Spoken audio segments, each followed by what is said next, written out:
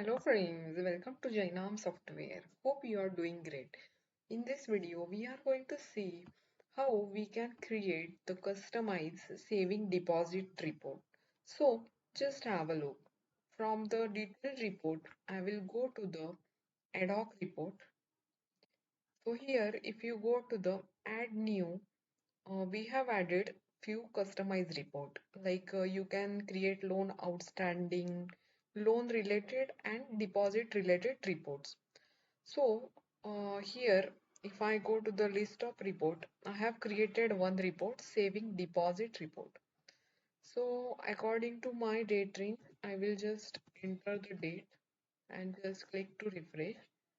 So here you can see the saving related information is coming, like serial number, account number, group name, customer name, a mobile number, deposited amount, withdrawal amount, balance.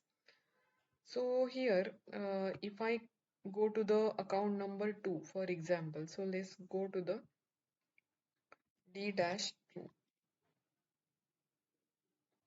So here you can see deposited amount is 200, withdrawal is 100, and balance is 100. So this correct information is coming under the detailed report in ADOC report.